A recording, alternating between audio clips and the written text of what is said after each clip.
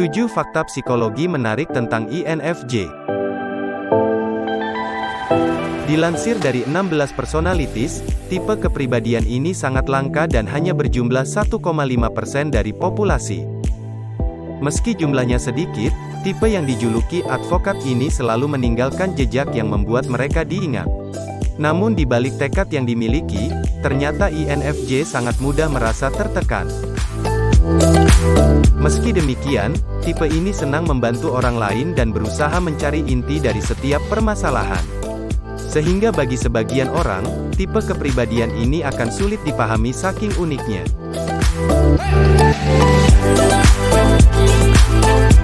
INFJ merupakan singkatan dari introvert, intuition, feeling, judgment.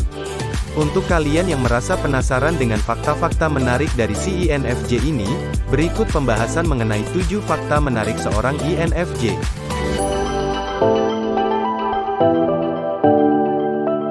Pertama, INFJ merupakan orang-orang dengan empati yang tinggi dan mereka seringkali dengan mudah mengetahui sesuatu.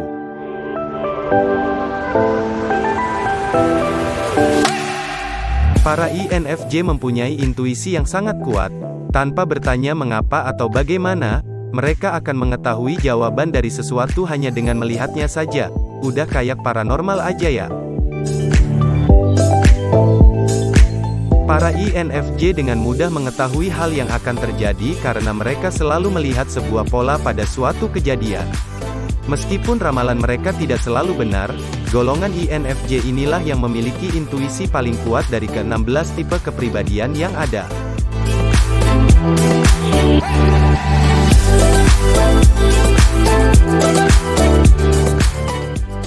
Kedua, introvert yang sering dikira ekstrovert.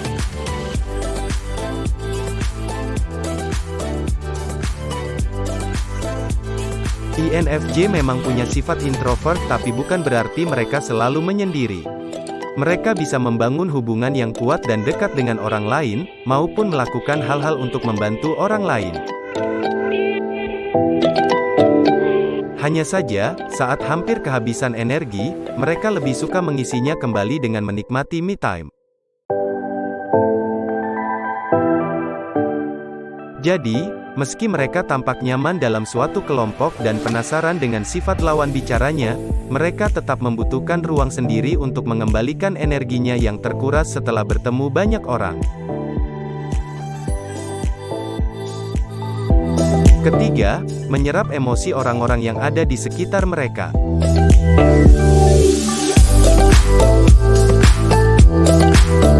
Emosi yang dimaksud di sini bukan emosi marah. Emosi di sini adalah perasaan yang akan mempengaruhi tindakan seseorang selanjutnya.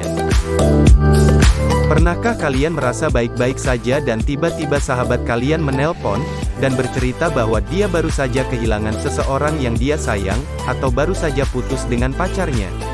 Dan dia bercerita tentang betapa sedihnya dia saat ini. Semakin lama kalian mengobrol, kamu semakin merasa empati yang dalam hingga akhirnya kalian menutup telepon dan seketika moodmu yang tadinya fine saja berubah menjadi sedih. INFJ juga sering sekali mengalami hal seperti itu. Mereka akan menyerap emosi orang di sekitarnya, bahkan orang asing sekalipun. Tetapi biasanya, semakin dekat hubungan INFJ dengan seseorang, misal pacar, sahabat, atau keluarga, akan semakin kuat emosi yang mereka serap.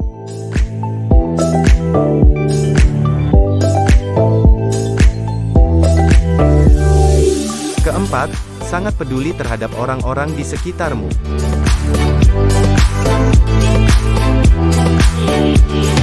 Para INFJ sangat peduli dengan orang-orang di sekitarnya. Mereka bahkan seringkali selalu mencoba untuk menyenangkan hati semua orang dan mengorbankan kebahagiaannya sendiri.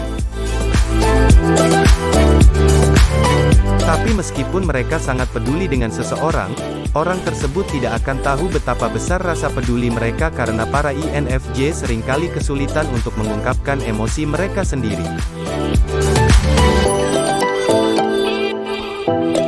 Kelima, senang menjalani hubungan yang serius dan bermakna.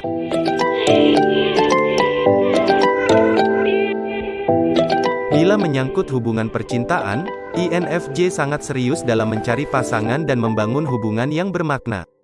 Mereka membutuhkan waktu untuk menemukan seseorang yang tepat.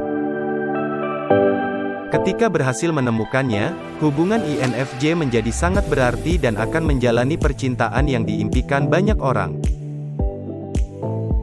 Namun, bagi kalian yang memiliki pasangan INFJ, jangan coba-coba membohongi mereka karena akan dengan mudah diketahui.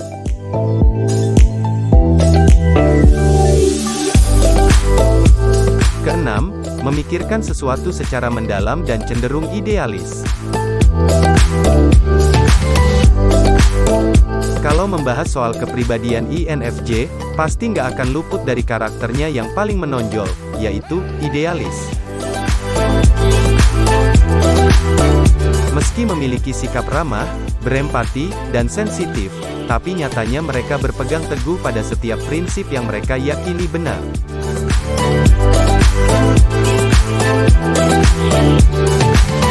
Salah satu penyebabnya karena mereka seringkali memikirkan sesuatu secara mendalam. Bahkan, hal-hal yang mungkin diabaikan oleh sebagian besar orang, bisa menjadi sesuatu yang mereka pikirkan. Seperti misalnya, apa filosofi dan makna hidup sesungguhnya? Mengapa kita diciptakan sebagai manusia? Atau mungkin, apa hal-hal baik yang bisa kita lakukan sebagai manusia? Pola pikir mendalam dan idealisnya ini terkadang tidak hanya terbatas dalam konsep semata. Jika mereka merasa mampu merealisasikannya, mereka akan mewujudkan semua idealismenya dan berharap bisa memberi dampak positif setelahnya. Ketujuh, lebih suka berkomunikasi lewat chat daripada telepon.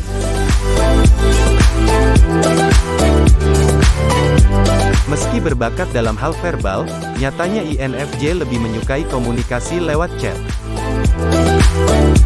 Sebab, jika berbicara secara langsung biasanya orang INFJ memiliki banyak pikiran di kepalanya. Inilah yang membuat mereka merasa kurang nyaman. Sedangkan dengan berkomunikasi lewat chat, mereka lebih bisa merangkai kata-kata dengan baik dan mengontrol apa yang keluar dari mulutnya.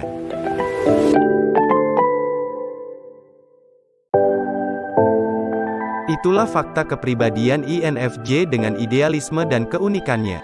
Meski bersikap hangat dan mudah membuat orang lain merasa nyaman, ternyata mereka cukup kompleks.